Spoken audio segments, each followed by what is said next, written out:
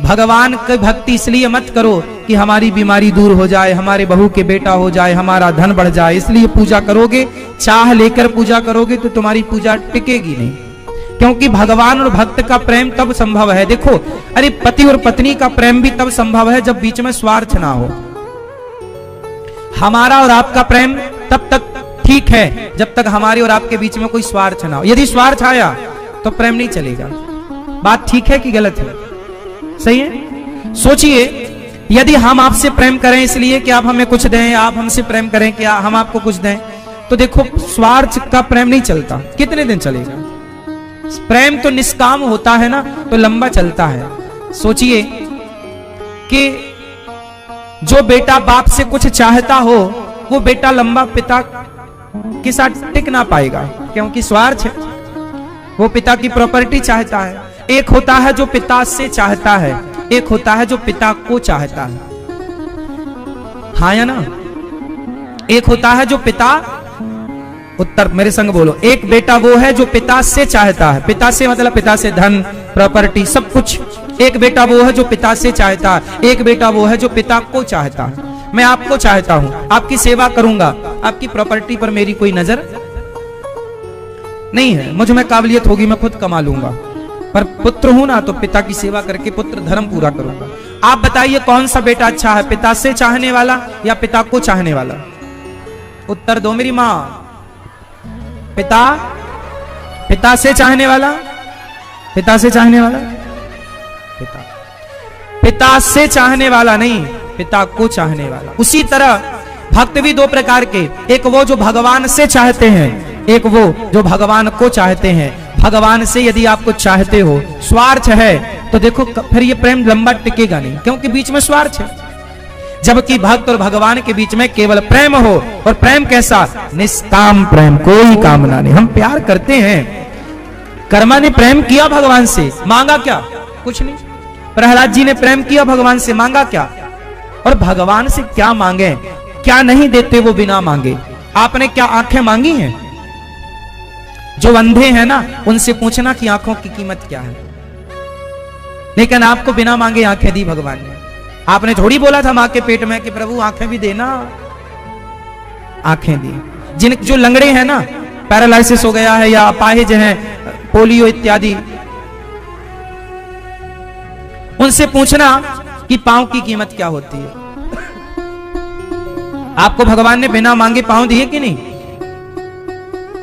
बिना मांगे मैया हमें आंखें दी, बिना मांगे भगवान ने पांव दिया, बिना मांगे हाथ दिए, बिना मांगे सब कुछ तो दिया। कान हैं, कुछ लोग सुन नहीं पाते, बहरे होते हैं, बिना मांगे सुनने की शक्ति दी। कुछ लोग गूंगे होते हैं, बोल नहीं पाते, बिना मांगे बोलने के लिए वाणी दी। सब कुछ दिया ना बिना मांगे। अब तुम क्या मांगती हो? बहू के बेटा, पैसा, ये सब देखो बाद का विषय है। ईश्वर जो देते हैं उसमें भी खुश रहा करो, जो नहीं देते उसमें भी ईश्वर की कृपा मान करके खुश रहा करो। तेरे फूलों से भी प्यार, तेरे कांटों से भी प्यार। भगवान ने बिना मांगे बहुत दिया, बहुत है, बहुत। अच्छा बताइए, सबसे अनमोल क्या है इस संसार में? सबसे अनमोल वस्तु क्या है? आप बताइए, सब लोग बताइए। हाँ, सबसे अनमोल क्या है? माता पिता। सबसे अनमोल क्या है? हाँ, सब लोग बताइए। सही उत्तर देने वाले को 1 करोड़ का ज्ञान है। ये 1 करोड़ का ज्ञान, यदि सही उत्तर दिया तो 1 करोड़ आपकी खोपड़ी में। ज्ञान 1 करोड़ का, ज्ञान तो करोड़ों का ही है।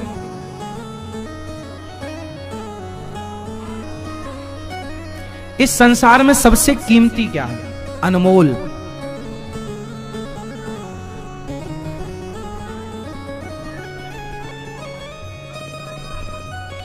देखो, आप में से 90% लोग उत्तर नहीं दे पा रहे हैं, 10% लोग ही कुछ कुछ बोल रहे हैं। इसका मतलब जब आपको यही नहीं पता कि संसार में अनमोल क्या है, तो आप कैसे जीवन को आनंदमय गुजारोगे? क्या है सबसे अनमोल? हाँ, इस संसार में सबसे अनमोल है स्वयं आप। आप हैं तो कोई चीज अनमोल होगी, आप ही नहीं है तो क्या अनमोल है? बताइए, आपसे अनमोल कौन है? अरे हम हैं तब ना हम भगवान की उपासना करें, हम ही नहीं होंगे तो भगवान कहां? भगवान को भी जानने और मानने के लिए आपका होना आवश्यक है। इसलिए इस संसार में सबसे अनमोल कौन है? आपका जीवन। सबसे अनमोल क्या है? आपके प्राण, आपकी प्राणवायु, आपका जीवन। आंखों के बिना शायद संभव है जीवन, पांव के बिना भी शायद संभव है जीवन, हाथ के बिना, मुंह के बिना जीवन संभव है, पर प्राणों के बिना कैसे? तो सबसे अनमोल है आपका जीवन। और वो जीवन, अच्छा बताइए, इसी जीवन को बचाने के लिए लोग करोड़ रुपए खर्च करते हैं कि नहीं? हाँ या ना? इसी जीवन को बचाने के लिए लोग मंदिर मस्जिद घूमते हैं कि नहीं? हाँ या ना? अब बताइए सबसे अनमोल क्या है? ये जीवन है या नहीं? बोलो हाँ या ना। गलत है तो गलत बोलो। गलत है? सबसे अनमोल जीवन है, हाँ या ना? यदि है तो बताओ वो सबसे अनमोल जीवन ईश्वर ने आपको दे रखा है कि नहीं? फिर गरीबी कहां है? कहां गरीबी है? ईश्वर ने सबको जीवन दे करके अमीर, ये जीवन से अनमोल क्या है? अरे श्वासें बचाने के लिए लोग करोड़ों खर्च करने को तैयार हैं, अपना घर जायदाद बेचने को तैयार हैं। एक बेटे का जीवन बचाने के लिए मां को अपनी किडनियां बेचना पड़े तो मां किडनी बेचने को तैयार है। मां कहती, सुनो, यदि कोई मां के सामने उसके बेटे का जीवन बच रहा हो और कोई कहे कि तुम्हें मरना पड़ेगा, तुम्हें मरना पड़ेगा तुम्हारे बच्चे के लिए, तो मां तुरंत बोल देगी ठीक है मुझे मार दो, मेरे बच्चे को बचा लो। मतलब जीवन सबसे अनमोल है। एक मां अपने बेटे के जीवन को बचाने के लिए क्या नहीं करती? ये जीवन सबसे अनमोल है मेरी मां। लेकिन वो जीवन आप लोग लड़ाई में, झगड़ा में, निंदा में, चुगली में, लोगों को बेवकूफ बनाने में, ये आप किसी और के पांव में कुल्हाड़ी नहीं मार रहे हैं, आप किसी और को धोखा नहीं दे रहे हैं। यदि आप झूठ बोल रहे हैं तो आप धोखा खुद को दे रहे हैं। आप यदि किसी समय का दुरुपयोग कर रहे हैं, निंदा चुगली करके, छल कपट करके, तो किसका बिगाड़ेंगे आप? किसका? आप यदि किसी को बेवकूफ बनाएंगे तो चलो हम आपसे बेवकूफ बन जाते हैं, लेकिन आप बेवकूफ बना के हमें कुछ पैसे कमा भी लोगे तो वो पैसा हम तो ठीक है ये मानते रहेंगे कि आपने हमारे साथ भला ही किया होगा, पर जो आपने गलत किया है क्या उस गलत की भरपाई आपको करनी नहीं पड़ेगी? क्या पितामह के गलत की भरपाई उन्होंने बाणों की सैया पर लेटकर नहीं किया? क्या माता कैकई ने अपने गलत कामों की भरपाई आज तक नहीं कर रही है? आज तक किसी बाप ने अपनी बेटी का नाम कैकई नहीं रखा तब से, जब से कैकई ने राम को वनवास भेजा। हर गलत काम की भरपाई खुद को ही करनी पड़ती है। रावण के गलत काम की भरपाई क्या रावण आज तक नहीं कर रहा है? आज तक किसी बाप ने अपने बेटे का नाम रावण नहीं रखा और उसके हर साल पुतले जलते हैं। भरपाई तो करनी पड़ेगी। इसलिए मेरी मां, ये जीवन सबसे अनमोल है। मैं इस निष्कर्ष पर पहुंचा हूं, ये मेरे जीवन का अंतिम निष्कर्ष है कि इस प्राण से, इस जीवन से अनमोल कुछ नहीं। इसलिए ये जीवन थोड़ा सा है। ये जीवन, मेरे 33 साल निकल गए, पता नहीं कितने और बाकी हैं। आपके कितने निकल गए? 45 साल निकल गए इनके, पता नहीं कितने बाकी। आपके कितने निकल गए? 50 निकल गए, पता नहीं। ये जीवन 50 साल का चला गया, ये जीवन 45 साल का चला गया, ये जीवन 10 साल 20 साल का चला गया। अब जो बचा है, जरा सा बचा है, उस समय का सदुपयोग, केवल अच्छा, सबके साथ भलाई करो, सबके साथ अच्छा करो, क्योंकि ये जीवन अब मिला है, अब कब मिलेगा? बार बार ना मिलता ये शरीर। बड़े भाग्य मानुष तन पावा, सुर दुर्लभ सदग्रंथ निगावा, फिरत सदा माया कर प्रेरा, काल कर्म स्वभाव गुण घेरा, कबहु की नर करुणा कर देही, देता ईस बिनु हेत सनेही, फिरत सदा माया कर प्रेरा। ये करोड़ों जन्मों से हम भटक रहे हैं 84 के चक्कर में, जन्म मृत्यु जन्म मृत्यु जन्म मृत्यु। कभी ईश्वर ने कृपा कर दी और हमें मानव का चोला दिया है, ये जीवन दिया, ये मानव का जीवन। इसको पाकर केवल अच्छे काम करो मेरी मां। अनमोल तेरा जीवन यूं ही गवा रहा है, किस ओर तेरी मंजिल किस ओर जा रहा है। अनमोल तेरा जीवन यूं ही गवा रहा है। इसलिए मेरी मां, किस किस को बात समझ में आ गई? समझ में आई?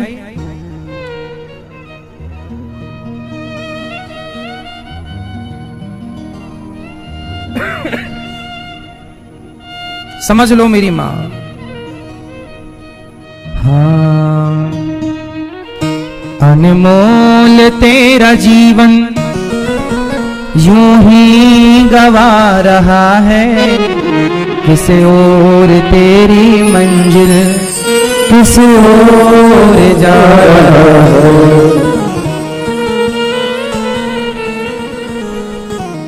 सपनों की नींद में ही यह रात ढल न जाए, पल भर का क्या भरोसा कहीं दम निकल न जाए। गिनती की है ये श्वासें यूं ही लुटा रहा है, किस ओर तेरी मंजिल किस ओर जा रहा है। शराब पी के पड़ा है, मांस खा रहा है, अपने स्वाद के लिए पशुओं की बलि चढ़ा रहा है, अपने स्वाद के लिए काट रहा है, खून बहा रहा है। क्या हमारा काजू बादाम फल फूल से पेट नहीं भर जाएगा? दाल चावल सब्जी रोटी से नहीं भर जाएगा? तो क्यों बेवजह हम गुनाह करें? जाएगा जब वो यहाँ से कोई न साथ देगा, इस हाथ जो दिया है उस हाथ जाके लेगा। कर्मों की है ये खेती, कर्मों की है ये खेती, फल आज पा रहा है, किस ओर तेरी मंजिल किस ओर जा रहा है। ममता के बंधनों ने क्यों आज तुझको घेरा, सुख में सभी है साथी कोई नहीं है तेरा। तेरा ही मोह तुझको, तेरा ही मोह तुझको कब से रुला रहा है, किस ओर तेरी मंजिल किस ओर जा रहा है। जब तक है भेद मन में भगवान से जुदा है, खोलो जो दिल का दर्पण इस घर में ही खुदा है।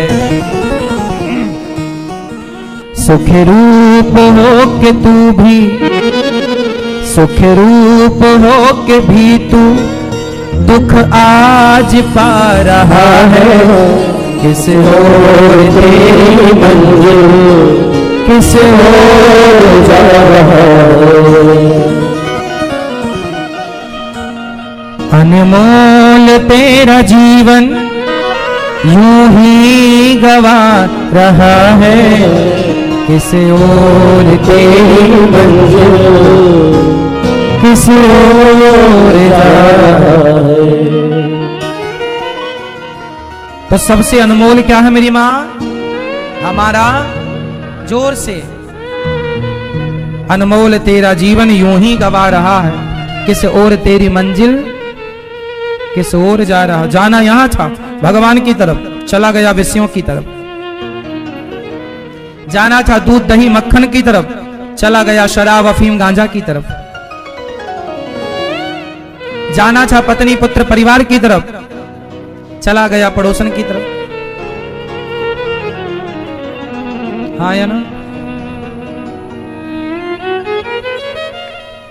इसलिए मेरी मां, इस जीवन से अच्छे काम करो। श्री सुखदेव भगवान ने राजा परीक्षित जी को भागवत सुनाई, मोक्ष का अधिकारी बना दिया। जो भागवत सुनता है वो मोक्ष का अधिकारी होता है। अभी 27 मार्च से भागवत जी की पोथी पाठ यहां बैठेगी। आप लोग भी अपने पितरों के लिए, पूर्वजों के लिए भागवत जी का पाठ बिठाकर उन्हें भी मोक्ष का अधिकारी बनाइएगा। नारद जी ने सारे तीर्थों का भ्रमण किया, इंद्र का अभिमान समाप्त हुआ। एक बार नारद जी ने भी भागवत सुनी, सारे तीर्थों का भ्रमण किया, शांति नहीं मिली। तब नारद जी वृंदावन आए तो यहां एक उदास कन्या, एक बेटा इस तरफ एक बेटा इस तरफ। देवी तुम कौन हो? महाराज मेरा नाम भक्ति है। अहम भक्ति ऋतिख्याता इमऊ में तनयौ मतौ ज्ञान वैराग्य नामानौ काल योगेन जर्जरौ।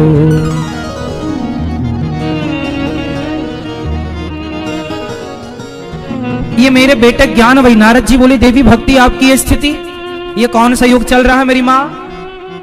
मैया, ओ पंचायती मैया, ओ वीडियो वाली मैया, सुन लो मेरी माँ, बैठ जाओ चुपचाप, कथा सुनो, ध्यान पूर्वक सुनो। देखो नारद जी महाराज ने एक कन्या से पूछा तुम कौन हो? उन्होंने बोला मैं भक्ति हूं, कलयुग में मैं ऐसी हो गई हूं। अच्छा, कलयुग में भक्ति है क्या? है, कम है। ज्ञान है क्या? है, ना के बराबर। वैराग्य है क्या? ना। सत्यम नास्ति तपः शौचम दया दानम न विद्यते। कलयुग में क्या नहीं है? अच्छा, कलयुग अच्छा युग है कि बुरा युग है? जोर से, कलयुग अच्छा कि बुरा है? हाँ, आप बताओ भैया, कलयुग अच्छा है कि बुरा है? हाँ,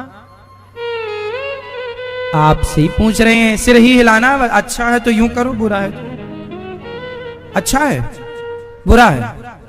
मैया बताओ, चश्मा वाली मैया, कलयुग अच्छा है? हाँ, बुरा?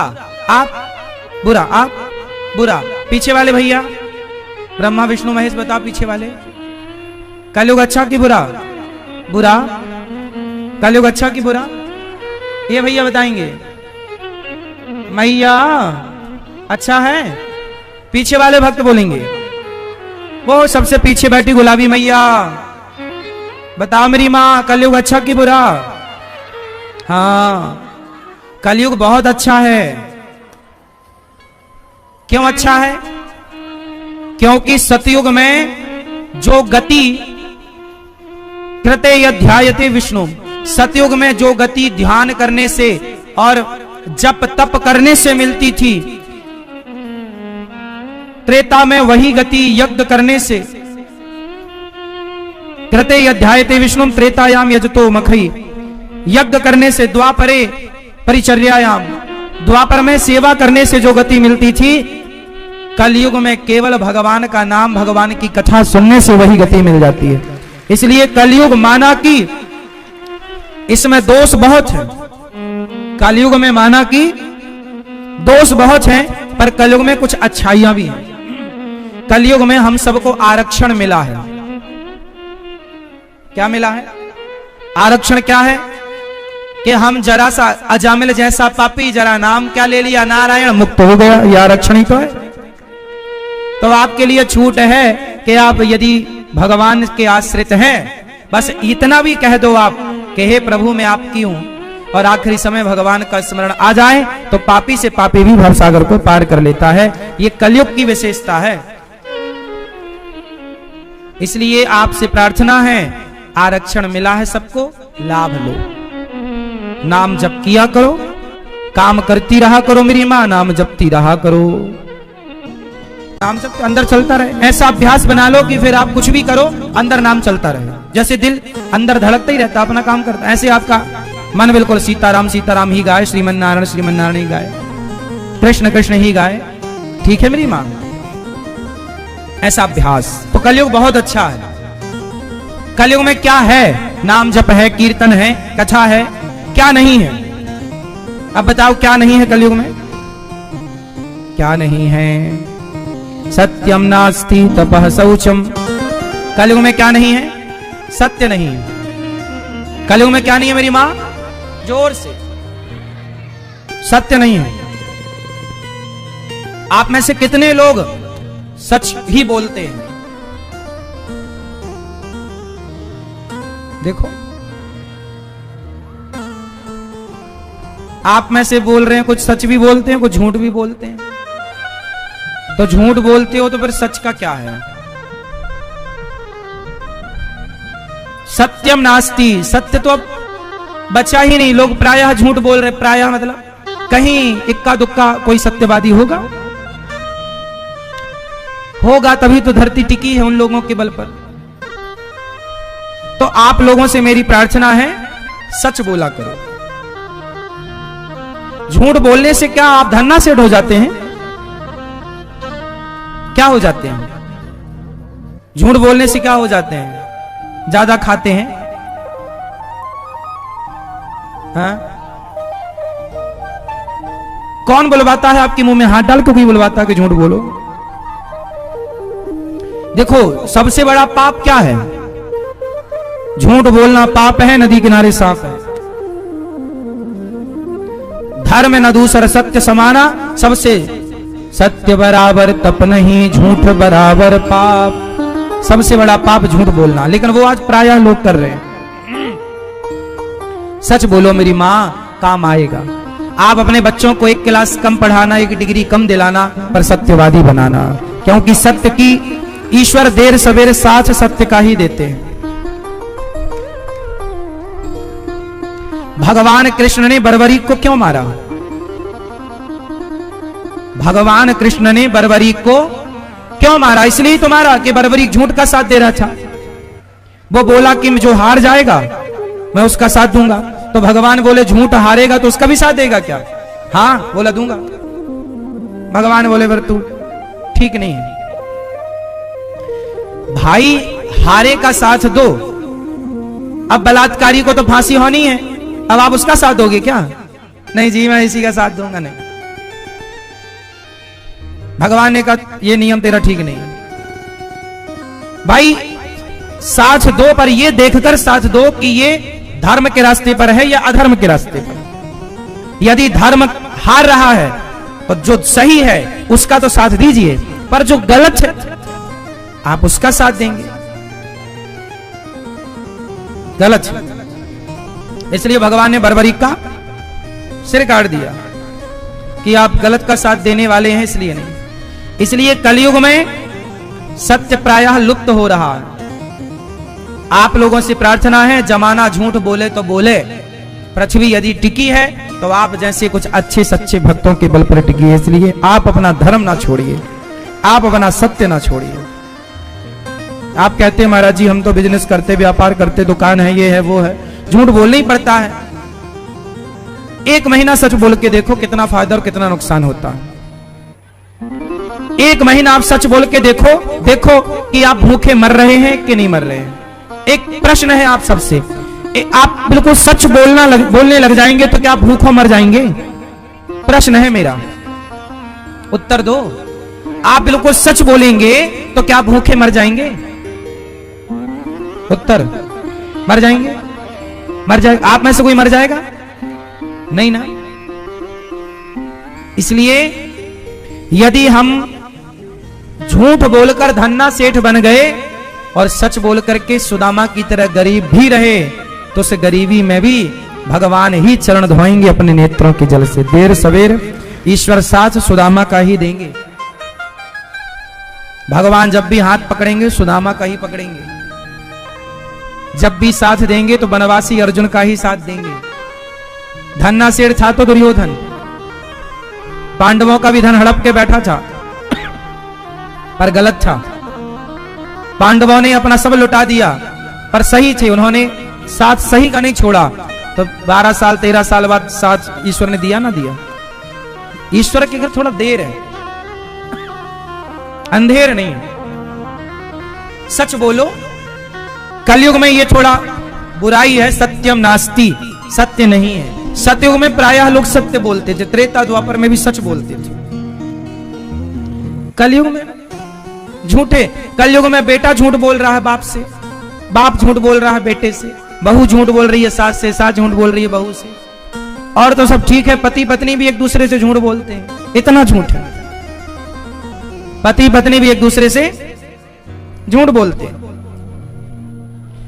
ये झूठ अच्छा नहीं है मेरी मां, सच बोलने की आदत बनाओ, बच्चों को सत्यवादी बनाओ। सत्यम नास्ति तपः शौचम, कलयुग में और दो चीजें नहीं है, तप नहीं है, कोई तप नहीं करता, मतलब अपने आप को मजबूत नहीं बनाता, तपस्वी नहीं है। और शौचम, आजकल तो लोग 4-4 दिन नहाते नहीं, शौचम मतलब यहां शुद्धि से है। आज कलयुग में शुद्धि नहीं रह गई, इसलिए बुद्धि भ्रष्ट जैसी राखे शुद्धि वैसी होए। अब बुद्धि लोगों की भ्रष्ट क्यों? क्योंकि शुद्धि भ्रष्ट हो गई, 4-4 दिन नहाते नहीं है, लघु शंका जाते हैं, कुल्ला नहीं करते, पांव नहीं धुलते, शौच करने जाते नहाते नहीं। अब शौच करने के बाद, अब बताओ कुत्ता शौच करने के बाद क्या नहाता है? बोलो, बिल्ली नहाती है? हाँ, बस जानवर ही नहीं नहाते, और जो आदमी मनुष्य होके शौच करने के बाद शुद्धि ना करे वो फिर तो जानवर ही है। हाँ,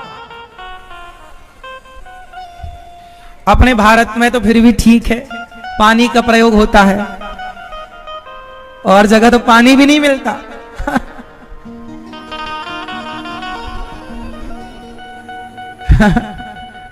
हाँ या ना? अब बताओ, भारत के अतिरिक्त भारत में भी जितने भी दुनिया में देश हैं, वहां हमारे भारत में शौच जो होती है, शौच क्रिया वो पानी से होती है, लेकिन विदेशों में वो क्रिया पानी से नहीं होती, वो पानी का प्रयोग वहां होते ही नहीं है, वहां टिश्यू पेपर का यूज होता है। अब कितना पूछता होगा।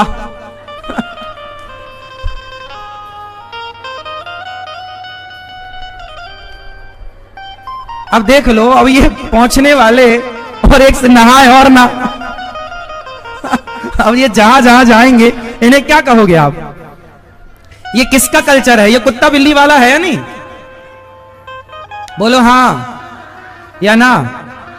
इसलिए भागवत जी में लिखा है, सत्यम नास्ति तपः शौचम दया दानम न विद्यते। शौच मतलब हम शुद्धि से यहां पर अर्थ लगाना है। इसलिए हमारे यहाँ का कल्चर, भारतीय परंपरा बताऊं, हमारे यहाँ जब लघु शंका लोग जाते हैं, चाहे स्त्रियां हो चाहे पुरुष, सब लोग ध्यान से सुने, बच्चे हो या बूढ़े, जो बच्चा आपकी गोद में है, छोटा सा है, माँ की गोद में सुसु कर देता, उसके लिए तो दोष नहीं है क्योंकि बच्चे ही है। लेकिन जब समझदार हो जाए तो नियम होता है कि जब आप लघु शंका जाएं तो 4 कुल्ला करें। दोहराओ मेरे संग, लघु शंका के बाद क्या करना है? 4 कुल्ला, और हाथ धुलना है और पांव धुलना है। इसके बिना शुद्धि नहीं होती, इसके बिना शुद्धि नहीं। कुल्ला समझते हैं ना?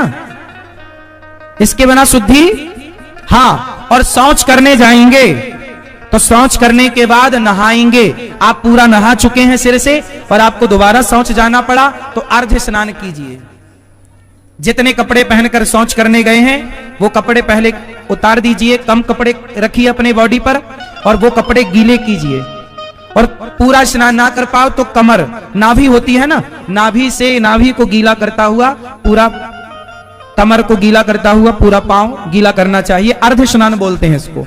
शौच के बाद या तो पूर्ण स्नान हो या तो अर्ध स्नान हो। सर्दियां हैं, आपने स्नान कर लिया है, फिर जाना पड़ रहा है तो आप अर्ध स्नान कर सकते हैं, इससे शुद्धि होती है। अब आप ही बताइए ना, आप कितने लोग इस बात से सहमत हैं कि शौच के बाद जब तक स्नान ना किया जाए तब तक शुद्धि नहीं होती? ये कितने लोग इस बात से सहमत हैं कि बिना स्नान के शुद्धि नहीं होती? अब आप बताइए, जो स्नान नहीं किया क्या वो शुद्ध है? अब उसके हाथ का कोई भोजन करेगा तो वो अशुद्ध व्यक्ति से अशुद्ध भोजन खाएगा तो बुद्धि अशुद्ध होगी, क्योंकि जैसी राखे शुद्धि। ये कहावत, ये मुहावरा मैंने नहीं बनाया, हमारे ऋषि मुनियों ने, बाप दादों ने बनाए कि जैसे राखे शुद्धि वैसी हो। जैसा खाओ अन्न, जैसा पियो पानी, जैसा करो संग वैसा होए रंग। इसलिए मेरी माँ, ये बातें बहुत छोटी नहीं है, पर मानना है तो अच्छा है, नहीं मानना तो कोई बात नहीं। अब प्रायः लोग कहां पे लोग नहा रहे हैं इतना, इसलिए भ्रष्ट है बुद्धि। पूरा दिन आपके अंदर काम वासना सवार रहती है, दिन भर आप उल्टा ही सोचते हैं। क्यों? क्योंकि अशुद्धि, देखो मच्छर कहां होते हैं, शुद्धि में या अशुद्धि में? मच्छर मक्खी कहां? हाँ, अरे भाई तुम्हारे घर में अशुद्धि होगी तो मच्छर बढ़ जाएंगे। उसी तरह जब आपके शरीर में अशुद्धि होगी, मन में अशुद्धि होगी, तो नेगेटिविटी के मच्छर बढ़ जाएंगे, गलत विचारों के मच्छर की भरपाई हो जाएगी। खूब मच्छर, मच्छर मतलब गलत विचार।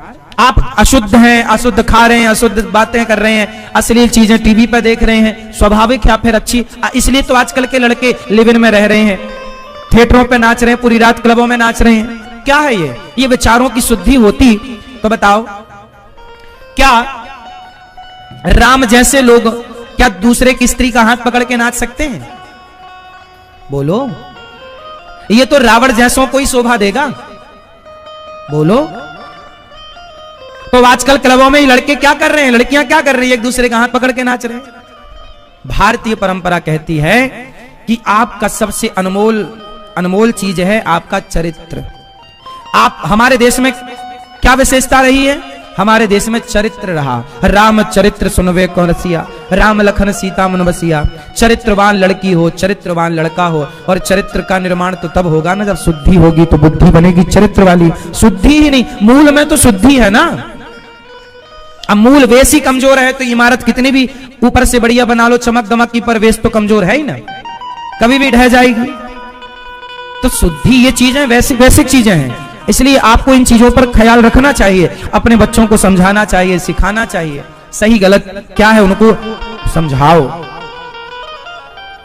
आप में से कितने लोग हैं जो लघु शंका करने के बाद चार कुल्ला करते और हाथ पांव धुलते हैं? कितने लोग हैं जो शौच करने के बाद स्नान करते हैं? आप लोग नहीं करते? आप कितने दिन में नहाते हो भैया? पूरे दिन नहाते हो? एक बार नहाते हो दिन में गर्म पानी से, तो गर्मियों में भी गर्म पानी से? गर्म पानी से नहीं, नॉर्मल पानी से नहाना चाहिए। अधिक गर्म नहीं, अधिक ठंडा भी नहीं। जो बोरिंग का निकलता ना नीचे से, ना वो ठंडा ना गर्म, मीडियम। अधिक गर्म पानी से भी नुकसान होता है, मैं आपकी भलाई के लिए बोल रहा हूं, ये मेरा विषय नहीं है। अधिक गर्म पानी, नॉर्मल गुनगुना तो चलता है, ठीक है। तो एक बार आप नहाते हैं, और शौच यदि 2 बार गए 3 बार गए तो फिर नहीं नहाते, हाथ पांव धुल लेते हैं बस। यह अशुद्धि है,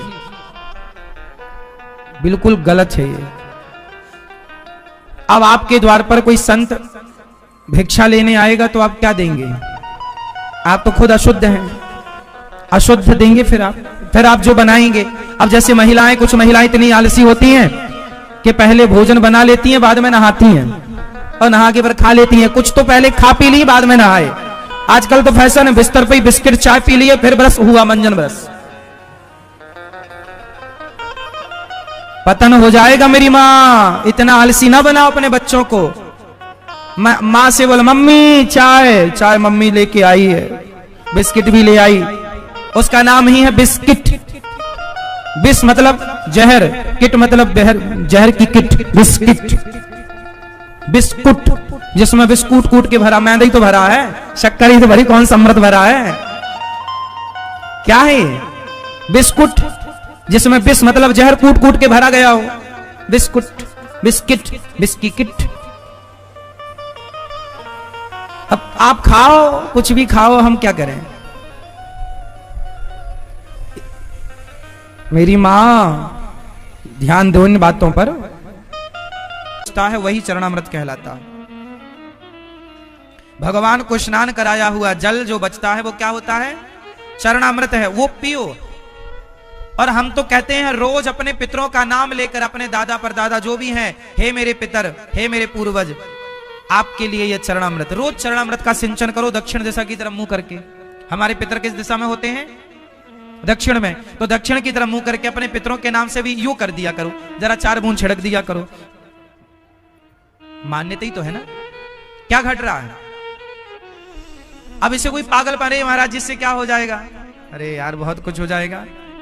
छत में आप चढ़ जाओ तो नेटवर्क मिल जाता है, नीचे आओ तो गायब हो जाता, बहुत कुछ होता है।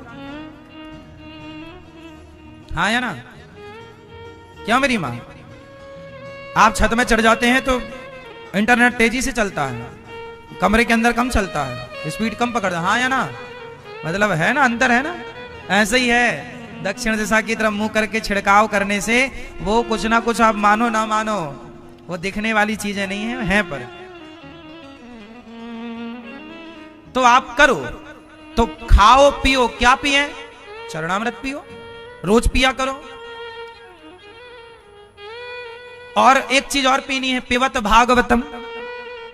क्या पीना है? सत्संग, कथा पीने की है। भागवत जी में लिखा है कि भागवत सुनने की नहीं है, ये तो मधुर फल है, पियो कानों से, कानों से पीना है। पिबत भागवतम रसमालयम, ये रस है, पियो। तो क्या पिए? कथा पियो। क्या पिए? चरणामृत पियो। और खाओ पियो, मौज करो। अभी आप तीसरा आप बताओ, ये मौज क्या है? क्या मौज करें? क्या मौज करें? आप लोग क्या मौज, ये मौज क्या होती है आप बताओ, भैया बताइए। हैं? हाँ, यहां बैठे हैं, यही मौज है। मौज की परिभाषा आज के नौजवानों को समझाओ। ये लोग ना किसी लड़का लड़की के संग घूमने को मौज मान रहे, मौज कर रहे हैं। आजकल तो शादी हुई, हनीमून में भागे, क्या कर रहे हैं? मौज कर रहे हैं। ये भोग विलास को मौज मानते हैं, है ना? तो ये तो मौज देखो सुअर भी कर रहे हैं फिर। इसलिए मौज ये नहीं है। मौज, मौज क्या है? संसार का कोई भी सुख होगा क्षणिक होगा, जरा सी देर का, लेकिन भगवान की कथा में, कीर्तन में आप जब मौज लेंगे तो घंटों तक आप मौज में रहेंगे। 3 घंटे तक तो यहीं रहेंगे आप। तो ये मौज है। अब आप यहां मस्त होकर झूमते हैं, नाचते हैं, आनंद लेते हैं, कथाओं का रसपान करते हैं, यही तो मौज है। और मैं आपको एक बात और बता दूं, जितना सुख भगवान की कथा में है, इतना सुख किसी चीज में नहीं है। आप प्रैक्टिकल करके देख ही लीजिएगा। संसार का सुख क्षणिक है, जरा सी देर का है। और एक बात और बताएं, संसार का जो भोगों का सुख है, बीता हुआ सुख जब आप याद करते हैं सांसारिक, तो आपको सुख होता है कि दुख? आपको संसार के भोगों से ना थोड़ी देर के लिए ग्लानि हो जाती है। क्या होती है? ग्लानि हो जाती है। लेकिन अब आप वृंदावन आए, और जब वृंदावन से आप जाएंगे तो यहां बिताए हुए पल को याद कर करके आप खुश होंगे, क्योंकि इस आध्यात्म से जुड़ने के बाद जो पल आप यहां बिताते हैं, उस पल को याद करके आप खुश होते हैं। वो पल आपको याद आते हैं, आपको खुशी मिलेगी, याद आएगी भगवान की, तो आंखों में आंसू आएंगे। ये पल, यहां बिताया हुआ पल, जब आप जाएंगे तो पल पल याद करेंगे यहां बिताए हर पल को। ये पल आपको सुख देगा, सुख देगा, सुख देगा। लेकिन आप संसार में कोई भी घटना याद कर लो, कुछ भी याद कर लो, वो चीज सिवाय दुख के कुछ नहीं देती। तो कुल मिलाकर कहने का अर्थ ये हुआ कि जब भगवान से जुड़ी हुई कोई भी बातें हम करते हैं तो वो हमें बाद में सुख देती हैं, बाद तक सुख देती हैं। जबकि संसार का खाओ, खाने का सुख तब तक है जब तक खा रहे हैं। पेट भरा नहीं है, पेट भरते ही रसगुल्ले का स्वाद खत्म हो जाता है। पहला रसगुल्ला खाएंगे तो स्वाद ज्यादा होगा, दूसरा खाएंगे तो भी ठीक, तीसरा खाएंगे कम, चौथा खाएंगे और कम, पांचवा। जितना ज्यादा रसगुल्ला, 10 खाने के बाद तो नहीं अब नहीं है, अब खाएंगे सारे बाहर आ जाएंगे। मतलब आप तृप्त हो गए, पेट भर गया। अपनी रबड़ी कितनी खाओगे आप? पहला चम्मच खाओ, दूसरा चम्मच खाओ, तीसरा खाओ, धीरे धीरे आप तृप्त हो जाएंगे। ज्यादा खवाएगा कोई तो गिलानी हो जाएगी, भाई अब नहीं। तो संसार का सुख तुरंत गिलानी तक पहुंचाता है। लेकिन आपको मैं 3 घंटे रोज कथा सुनाऊंगा, 3 घंटे रेगुलर। क्या आप 3 घंटे रेगुलर खा सकते हैं? उत्तर दो। क्या संसार का कोई भी सुख रेगुलर 3 घंटे आप क्या ले सकते हैं? क्या पति पत्नी का सुख भी रेगुलर 3 घंटे आप ले सकते हैं? नहीं। इसलिए कोई सुख नहीं है इस संसार में जो इतना लंबा लिया जाए। क्योंकि हर सुख से पेट भर जाएगा, लेकिन 7 दिन की कथा सुनने के बाद पेट भरेगा नहीं और प्यास बढ़ जाएगी। ये आनंद है, यहां भरने का कुछ नहीं है, यहां तो बस समाता जाए समाता जाए, भरने का नहीं है। जो भर जाए वो आनंद थोड़ी है, जो भरे ही ना, आनंद तो वो है। इसलिए भगवान का नाम आनंद है। नंद के आनंद भयो, भगवान का नाम सुख नहीं है, क्योंकि सुख होगा तो दुख भी होगा। यदि आप सुख चाहते हो तो दुख भी आएगा, इसलिए अनिरुद्धाचार्य सुख नहीं चाहता, क्योंकि सुख आएगा तो दुख आ जाएगा, इसलिए हम सुख नहीं चाहते, हम तो आनंद चाहते हैं। प्रभु आपके आनंद में रहें, आपके चिंतन, क्योंकि आनंद है तो आनंद का उल्टा नहीं है ना कुछ। सुख आएगा तो दुख आएगा, दिन आएगी तो रात आएगी, हानि है तो लाभ है, सबका उल्टा है। पर आनंद का उल्टा कुछ नहीं है, यहां सब सीधा है ना मेरी मां। इसलिए आपको क्या चाहिए, सुख या आनंद? आनंद। आप लोग रोते हो ना, महाराज जी हम सुखी नहीं हैं, हमें सुख नहीं मिला। सुख, जैसी सुख नाम लिया, सिक्का लिया तो दोनों पहलू आ गए, क्योंकि सिक्के के दोनों पहलू। इसलिए आनंद, आनंद में एक ही पहलू है, सिर्फ आनंद, दूसरा कुछ हो तो बताओ। अब इसमें परम जोड़ देंगे तो परम आनंद हो जाएगा, परमानंद, मतलब बढ़ते क्रम में है, यहां घटना कुछ नहीं है। इसलिए भगवान को लोग क्या कहते हैं, आनंद। भगवान की कथा में क्या आता है, आनंद। भगवान के प्रसाद में क्या आता है, आनंद। सत्संग में क्या आता है, भगवान के लिए मीरा नाचती, पग घुंघरू बांध मीरा नाची रे। हाँ, मीरा नाचती थी क्योंकि भगवान के लिए नाचने में भी आनंद है, इसलिए भगवान के लिए नाचा जाए। अच्छा, वैश्या भी नाचती है, ओ मुजरा करती है, तो नाचती तो वो भी है, लेकिन उसके नाचने में आनंद नहीं है, उसके नाचने में सुख है। जो पुरुष वर्ग, जैसे पहले गांव गांव नचनियां आती थी ना, हाँ या ना, आपके गांव में आती थी?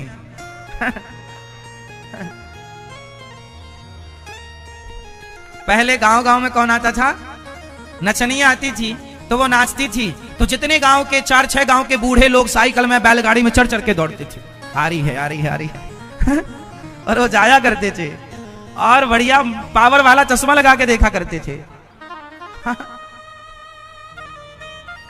तो जरा बताओ, ये नचनियां जब आती थी और नाचती थी, तो ये बुढ़ऊ लोग क्या देखने जाते थे उसको? और अधिकांश वो लोग देखने जाते थे जिनकी डोकरी निपट चुकी है। अब कोई है ही नहीं तो देख के गुजारा करें, तो वो देखते रहते थे। पहले के जमाने में टीवी भी नहीं थी ना, मोबाइल तो था ही नहीं, टीवी तो कुछ था ही नहीं देखने सुनने के लिए सिवाय नचनिया के। तब उसी को लोग देखा करते थे। अच्छा, देखने में उन्हें क्या मिलता था, सुख। तो जब तक वो नाचती तो सुख, और जब जाने लगती तो सारे लोग रोए, अब कब आओगी, तो दुख। अच्छा, दुख तो वहां भी है, और जब गोपियों को छोड़कर श्री कृष्ण गए तो दुख तो गोपियों को भी हुआ, यशोदा मां को छोड़कर कृष्ण गए तो दुख तो वहां भी हुआ। अब दोनों दुख में अंतर है। आपको छोड़कर एक वैश्या जा रही है, आपका दिल एक वैश्या में आ गया और आपको छोड़ के वो जा रही है, तो आप उसके लिए रो रहे हैं। और एक भक्त, एक यशोदा माँ, एक गोपियां, कृष्ण जा रहे हैं मथुरा से वृंदावन से मथुरा, तो उनके लिए भी रो रही हैं। फर्क कितना है, एक जगत के लिए रो रहा है, एक जगन्नाथ के लिए रो रहा है। दोनों का रोना अलग अलग है। जो संसार के लिए रोता है वो रोना कीचड़ के जैसा है, वो रोना कीचड़ के जैसा है, और भगवान के लिए रोना कमल के जैसा है। इसलिए भगवान के लिए मीराबाई रोई। देखना है तो किसे देखें, इसलिए आंखों का विषय है देखना, पर क्या देखना है। भरी सभा में द्रौपदी की साड़ी खिंचती रही, जितने लोग दर्शक बने तमाशा देखे ना, सबका नाश हुआ है। एक भी बचा हो तो बताओ। द्रौपदी के उस दृश्य को, खिंचते हुए साड़ी को, उसके बदन को जिसने देखा उस सभा में जितने थे, भीष्म पितामह सहित, गुरु द्रोणाचार्य सहित, उस सभा में विदुर जी नहीं थे, तो विदुर जी का बाल विवाह का नहीं हुआ। उस सभा में गुरु द्रोणाचार्य के पुत्र अश्वत्थामा नहीं थे, इसलिए महाभारत के बाद भी अश्वत्थामा को मारा नहीं गया। उस सभा में कृपाचार्य नहीं थे, इसलिए कृपाचार्य बाद में भी बचे रहे। जो था सारे मारे गए, जो नहीं थे वो सुरक्षित रहे हैं। इसलिए आंखें देखने का काम तो करती हैं, पर भगवान ने ये बुद्धि दे रखी है कि उन आंखों से क्या देखें और क्या, हाँ, कानों का काम सुनना तो है, पर विवेक दे रखा है कि भैया क्या सुनो और क्या, तो क्या खाओ, तीनों दोहराओ, क्या खाओ प्रसाद, क्या पियो चरणामृत, खाओ पियो मौज। क्या मौज करें? बोले भगवान की कथा में मौज करो, भगवान के नाम में, घर में कीर्तन करो, घर में पति पत्नी दोनों पूजन करो और मौज करो आनंद से, भगवान का दरस परस करके, ऐसी मौज। तो हमारे यहां खाओ पियो मौज करो की ये परिभाषा। सच्चिदानंद रूपाय विश्वोत्पत्त्यादि हेतवे तापत्रय विनाशाय श्री कृष्णाय वयं नुमः।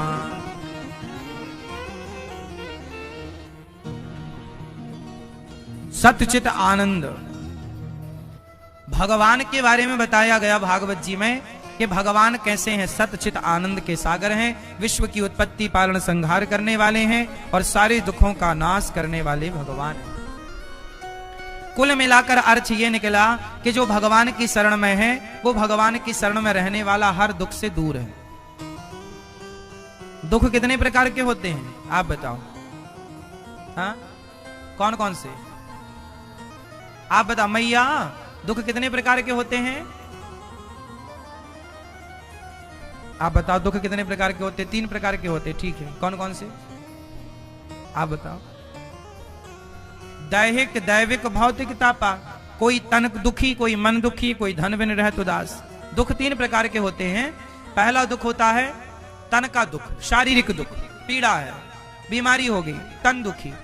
एक दूसरा मन दुखी, डिप्रेशन, चिंता, मन का रोगी, हाँ मैं हूं प्रेम रोगी मेरी दवा तो। ये प्रेम रोग वाले लड़का लड़की जो है ना, ये सब मन के रोगी हैं, हाँ या ना? एक तन का रोग, एक और तीसरा धन का रोग, तन मन धन। या तो आदमी धन के लिए परेशान है, या तो मन से परेशान है, या तो शरीर से परेशान है। चौथी कोई परेशानी हो तो बताओ, हाँ या ना? इसलिए तन मन धन, जो भगवान की शरण में रहेगा ना उसका तन परेशान करेगा, ना मन परेशान करेगा, ना धन की कमी होगी। इसलिए भगवान के आश्रित रहो।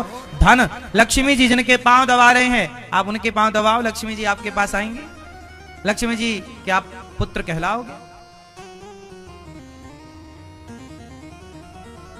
ऐसे श्री कृष्ण को, राधा सहित कृष्ण को हम नमस्कार करते हैं। यम प्रव्रजंत मनुपेतमपेत कृत्यम द्वैपायनो विरह कातर आजुहाव पुत्रेति तन्मयतया तर्वोभिनेदुस् तम सर्वभूत हृदयं मुनिमानतोऽस्मि।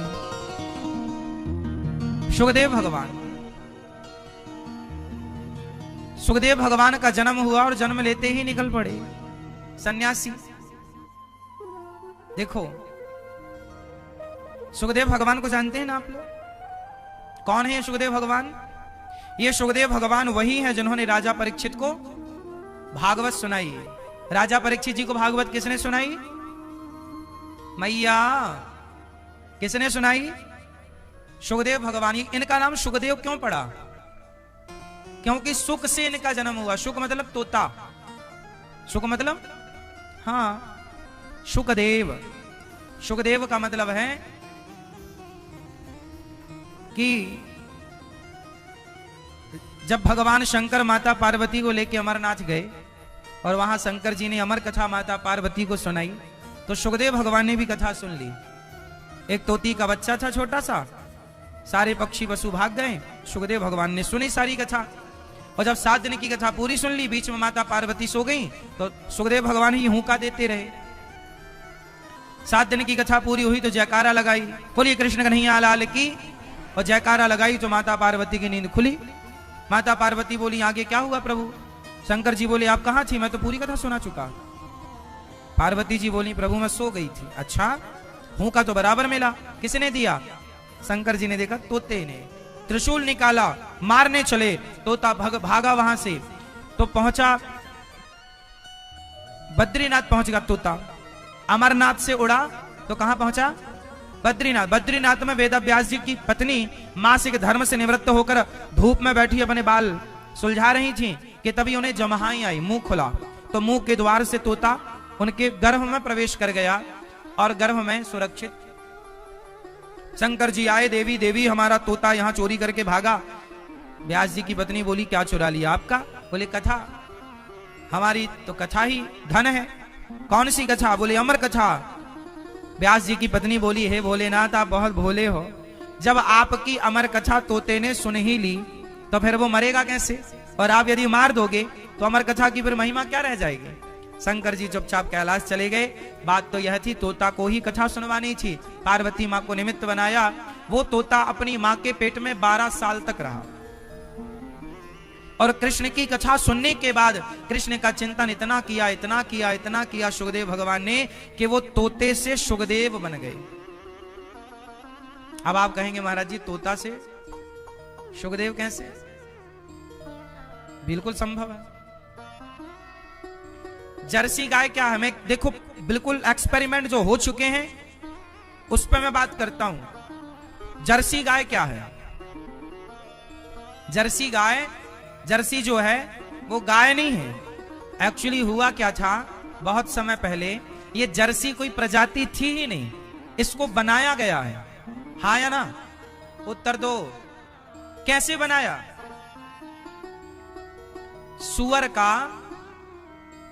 सुअर का पदार्थ निकाल करके और एक्सपेरिमेंट किया गया। तो ये जो जर्सी है ना, वो नस्ल एक्चुअली सुअर से उत्पन्न हुई नस्ल है, उसमें मिक्सअप है, मिलावट है। शुद्ध भारतीय देसी गाय नहीं है। देसी गाय तो देसी गाय होती है। जैसे सुअर का अंश डाल दिया गया, अन्य किसी जानवर में एक्सपेरिमेंट किया, उससे जो नस्ल तैयार हुई, फिर उसमें सुअर का अंश डालते डालते डालते ये फिर उसकी प्रजाति तैयार होगी। जैसे आप गुलाब, सफेद गुलाब में लाल गुलाब की कलम जोड़ दो तो उसमें पिंक गुलाब पैदा हो जाएगा, एक तीसरा ही प्रजाति प्रकट हो जाएगी। हाँ या ना? समझ में आ रही है बात? उसी तरह ये बनाई गई प्रजाति है। उसी तरह जैसे एक के मिक्सअप से दूसरे में यदि उसको मिक्स किया जाए तो तीसरा होता है कि नहीं, उसी तरह सुखदेव भगवान में, भगवान सुखदेव में, सुख तोते में भगवान की कथा मिक्स हो गई, शंकर जी के द्वारा मिक्स हुई, और उस तोते ने उस कृष्ण का चिंतन किया, जिनकी कथा सुनी उनका चिंतन किया। तो भगवान की कथा का चिंतन करते करते करते करते 12 साल में वो सुखदेव सुख से साक्षात भगवान की तरफ प्रकट होकर के मां के गर्भ से बाहर आए।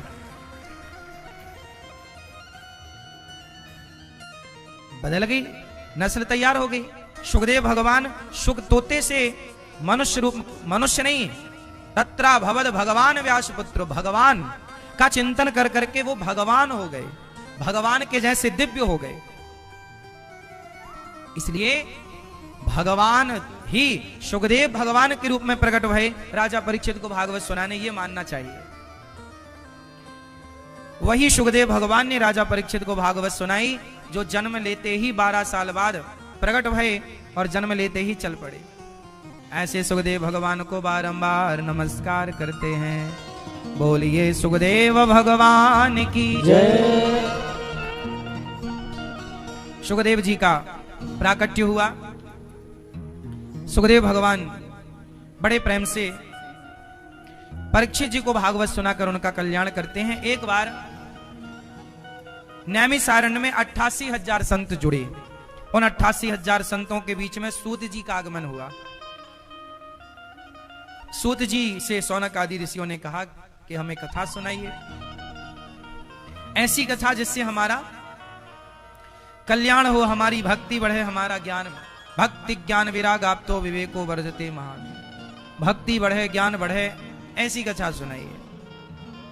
तब कहा सुनो, जो कथा अब हम आपको सुनाएंगे वो देवताओं को भी दुर्लभ है। देवराज इंद्र, देवताओं के राजा कौन? मेरी मां मैया, ओ मेरी मां,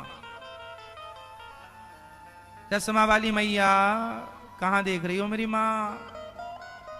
मैया राम राम, कहां ध्यान है आपका? सुनो, देवताओं के राजा कौन? देवताओं के राजा इंद्र,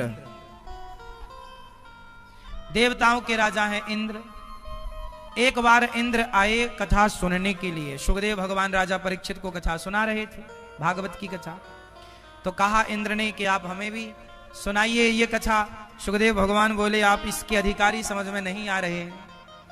क्वा सुधा क्व कथा लोके क्व काचः क्व मणिर्महान् ब्रह्मरातो विचार्यैवं तदा देवांजहास।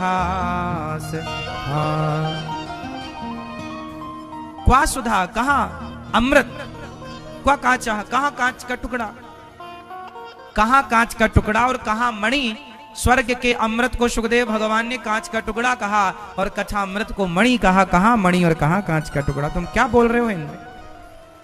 स्वर्ग का अमृत लेकर भी सुखदेव भगवान ने इंद्र को भागवत नहीं सुनाई। बोले तुम इसके अधिकारी नहीं हो, जाओ।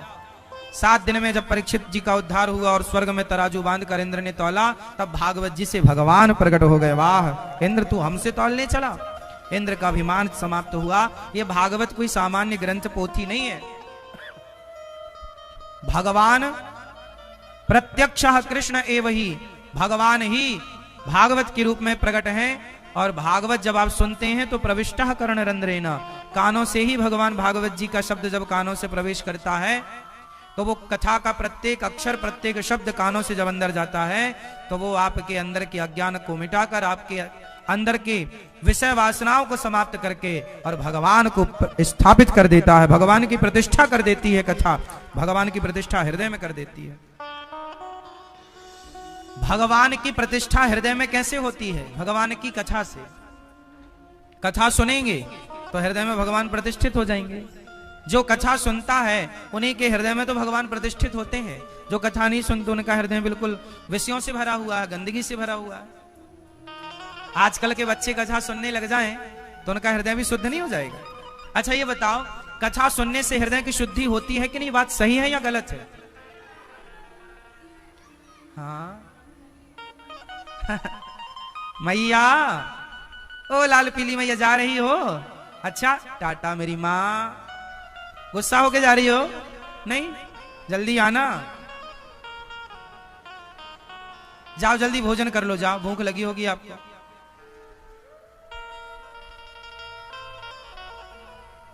अच्छा बैठा नहीं जा रहा है तो कुर्सी में बैठ जाओ इस तरफ। सुनो, कथा सुनने से भगवान की प्रतिष्ठा। अच्छा मंदिर क्या है? मंदिर क्या है? भगवान ने ऑलरेडी एक मंदिर बना रखा है सबके भीतर। आप लोग नया घर बनाते हो ना तो मंदिर भी बनाते हो।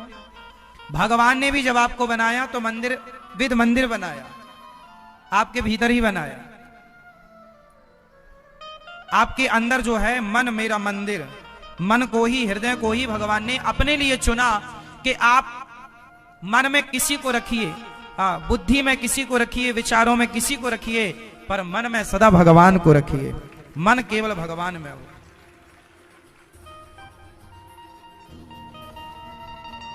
इसलिए मन किसे देना चाहिए? भगवान को। मन से प्रत्येक क्षण भगवान को याद करना चाहिए। जैसे कर्माबाई याद करती थी। कौन याद करती थी? कर्माबाई। कर्मा मन से भगवान को याद करती थी। प्रत्येक क्षण भगवान के लिए। कर्मा छोटी सी बच्ची थी, घटना है राजस्थान की। कर्माबाई एक जाट जी की बेटी हैं। उनके पिताजी भगवान जगन्नाथ जी के बहुत बड़े उपासक थे।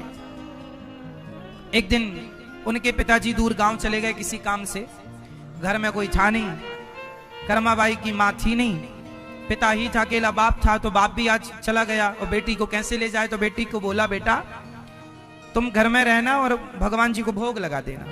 अब कर्माबाई पहली बार पूजा संभालती है।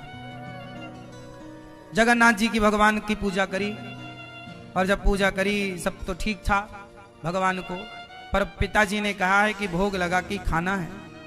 और जब भोग लगाने कर्माबाई बैठी तो भगवान जगन्नाथ जी खाए ही नहीं। क्या बनाई है कर्माबाई?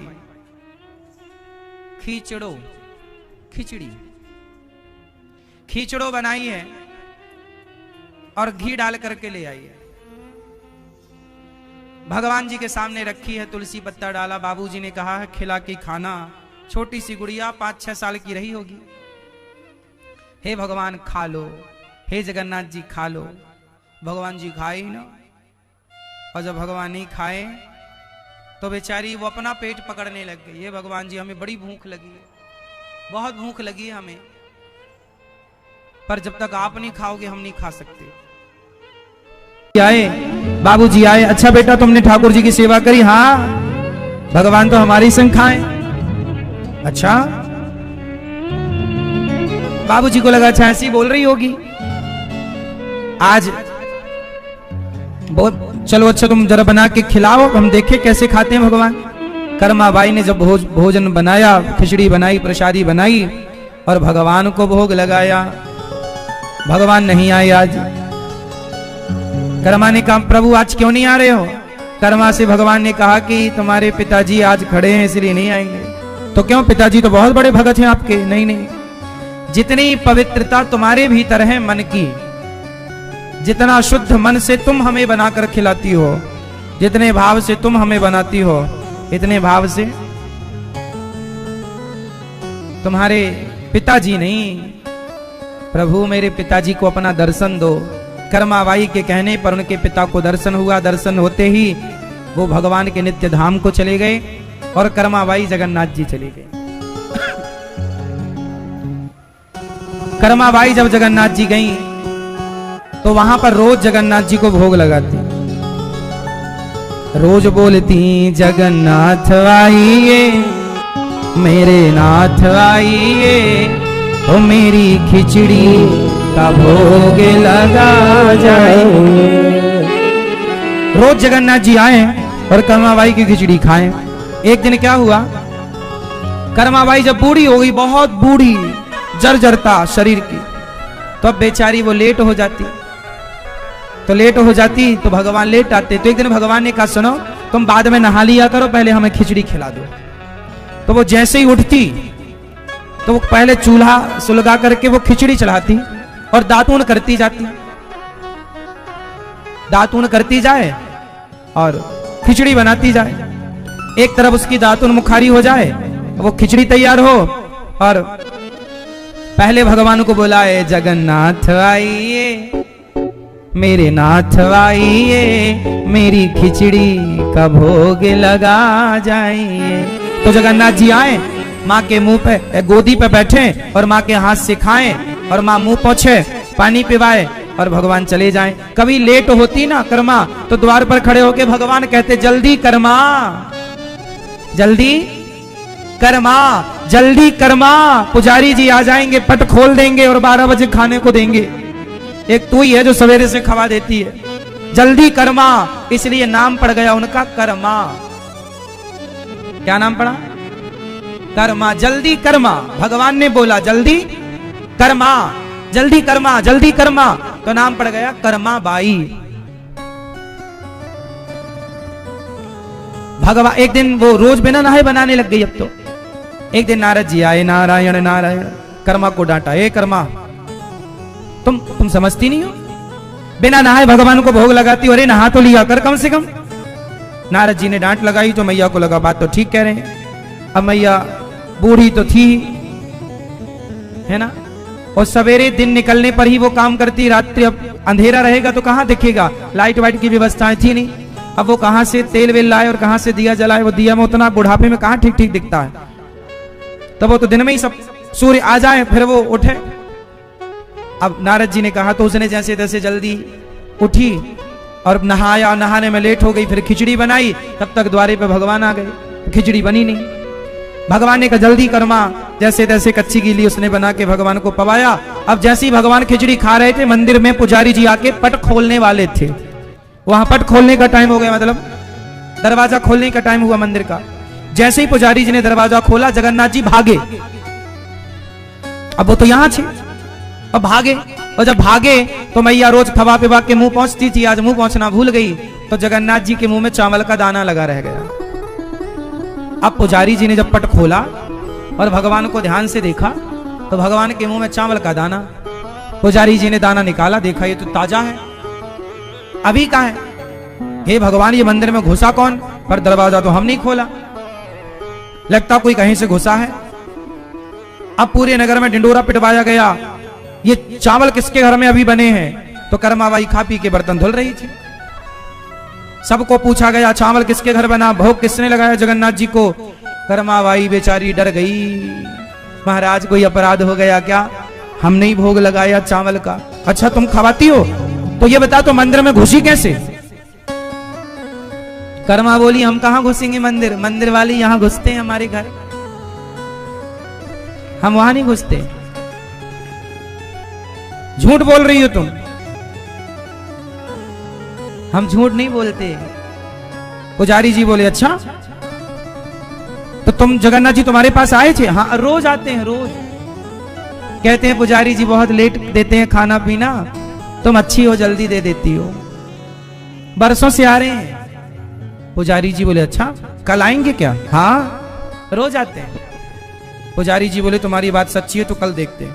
अब सारे पुजारी कर्मा का घर घेर करके देखते हैं कि झूठी बोल रही है कि सच्ची बोल रही है। अब सवेरा हुआ,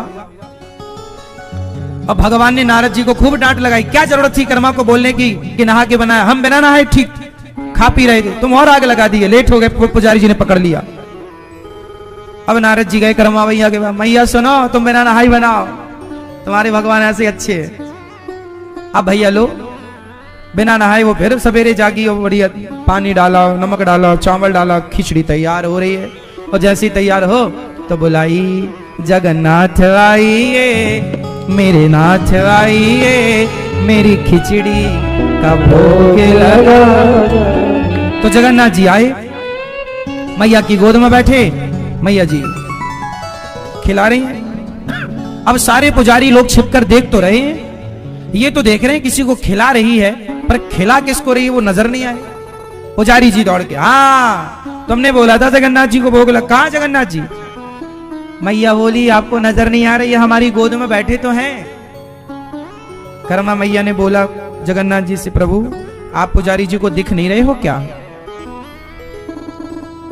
जगन्नाथ जी बोले हम इनकी किसी इनके बाप दादों को नहीं दिखे तो इनको क्या दिखेंगे? क्यों प्रभु, ये तो आपके पुजारी हैं, ये तो आपके भक्त हैं। भगवान बोले भक्त और पुजारी होने से क्या होता है, जो तुम्हारे जैसा निर्मल मन का होता है उसी को मैं दिखता हूं। कर्मा सबको थोड़ी। कर्मा चरणों में गिर पड़ी, प्रभु मैं आपकी दासी प्रार्थना करती हूं, इन पुजारी जी को दर्शन दे दो, ये आपके भक्त हैं, इन्हें दर्शन दे दीजिए। यदि आप इन्हें दर्शन नहीं देंगे तो ये मुझे झूठा कहेंगे कि तुम झूठ बोल रही थी। कहां जगन्नाथ जी, हमें तो दिखे नहीं। हे प्रभु मैं झूठी पड़ जाऊंगी, मेरा भक्त झूठा ना पड़े, इसलिए कर्मा के कहने पर देखिए भगवान जब भी मिले हैं, जिसको मिले हैं, तो बीच में एक भक्त की उपस्थिति चाहिए। वो भक्त के कहने पर भगवान मिलते हैं, इसलिए हमारे यहाँ गुरु परंपरा। पुजारियों को भगवान ने, जगन्नाथ जी ने आज पहली बार दर्शन दिए और तब से घोषणा हुई जगन्नाथपुरी में। फिर क्या हुआ, पुजारियों ने देखा, दर्शन किया, भगवान अंतर्धान हो गए। पुजारियों ने श्रद्धा से पूजा की। कुछ दिनों के बाद कर्माबाई की मृत्यु हो गई। जब कर्मा की मृत्यु हुई तो जगन्नाथ जी रोए, जगन्नाथ जी की आंखों में आंसू आए। पुजारियों ने पूछा प्रभु क्यों रो रहे हैं? बोले अब कौन हमें खिचड़ी खिलाएगा? किसके द्वार पर जाकर मैं कहूंगा कि जल्दी कर्मा, किसके द्वार पर जाऊंगा? तब पुजारियों ने कहा प्रभु आज से जब तक ये धरती रहेगी तब तक, जब तक आपकी यहाँ सेवा पूजा रहेगी तब तक आपको पहला भोग कर्मा बाई की खिचड़ी का ही लगेगा। आज भी भगवान को पहला भोग कर्मा की खिचड़ी का लगता है। आज भी भगवान को पहला, जगन्नाथ जी को 8 बार भोग लगता है। जगन्नाथ जी दिन में कितनी बार खाते हैं? 8 बार, जिसमें पहला प्रसाद खिचड़ी का होता है और वो खिचड़ी कर्मा की खिचड़ी के नाम से प्रसिद्ध है। आज भी जगन्नाथ जी को पहला भोग खिचड़ी का, और वो खिचड़ी भी कर्मा बाई की खिचड़ी के नाम से। आज भी पुजारियों ने कहा कि अब आपको भगवान, फिर पुजारियों ने पूछा कि जब आपको इतना प्यार था कर्मा से तो आपने उसे जिंदा रखना था, मार क्यों दिया?